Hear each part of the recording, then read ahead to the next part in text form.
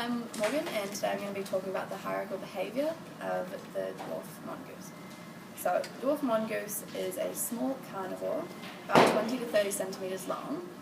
They live in sub-Saharan Africa, like southwest region, and they eat insects, birds, and small rodents. They also live on the ground.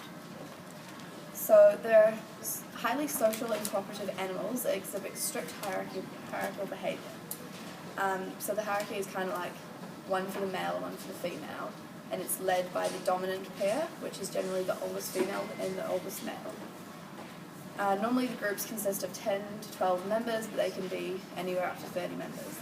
So the dominant female is at the top of the hierarchy, and 80% of the pups are her pups, because they get priority for food, shelter, safety, etc. The dominant alpha male is second in the hierarchy, and he starts the day by checking for predators and calls the rest of the group when it's clear to go. He also marks each member of the group with a secretion from a special anal gland before they leave. This is vital to prevent strays from coming back to the group because they're all marked with his specific scent. The rest of the group has their hierarchy, but no specific way, and they all cooperate to watch for predators, forage for food, babysit the pups, mark territory, and groom each other. And the relationships in the groups are very strong. For example, an alpha male will put his own life in danger to rescue another member who's in danger from predators. So the male's role is mostly to do the foraging, guarding, and marking territory. At 2 to 3 years old, they mature and they leave the group to find a female and join the female's group.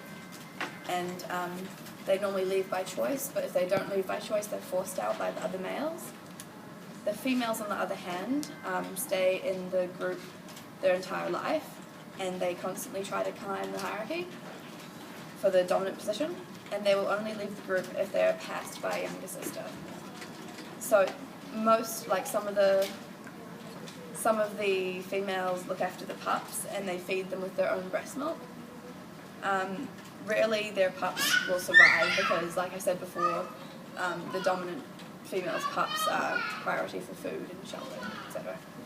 So the adaptive significance is that with hierarchical behaviour, all members of the group cooperate to survive and thrive in their environment. Spreading the jobs means that they each have less to do, and instead of running around trying to do every single thing, they focus their energy on one thing, therefore conserving energy and gaining surplus for reproduction. Thank you for listening. Hi, I'm Toby, and I'll be talking about territorial behaviour in jaguars. Jaguars are big cats, the largest of its kind to be found in the Americas, and the third largest behind tigers and lions. The jaguar's behaviour and habitat is more closely related to tigers, even though it closely resembles a leopard. They are around 56 to 96 kilograms, 1.2 to 1.95 meters long, and stand at around 63 to 75 centimeters tall. Jaguars' habitats include dense rainforests and forested or open terrain, and they prefer the presence of water because they enjoy swimming. Jaguars are solitary and opportunistic hunters that roam around in their own territories. Jaguars can gain territory by either being the first to claim the area or by adjusting territories when the owner of the area dies. Jaguars may encounter other jaguars on the boundaries of their territories, but are not overly aggressive. Male jaguars also very rarely fight over mating partners. When the amount of and distribution of prey is favorable, jaguars are more relaxed about territory boundaries because it allows for more jaguars to access more prey, which means more energy. Jaguars generally avoid each other in small areas with an isolated population, or use urine, feces, or scrapings in open areas to communicate boundaries of territories to other jaguars. If the population of jaguars are dense, the jaguars may temporarily limit movements to avoid other jaguars. The avoidant behavior allows the jaguars to focus more on hunting without other individuals possibly interfering and forcing energy expenditure.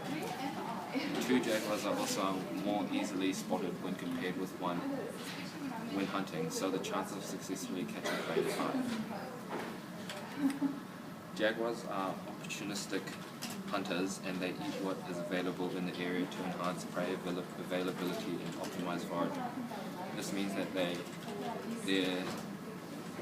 there is enough prey for them in their own territory and they don't need to intrude in other jaguars' territory. All of the behavior that the jaguars show is to make sure that they are more efficient at what they are doing and have surplus energy for reproduction.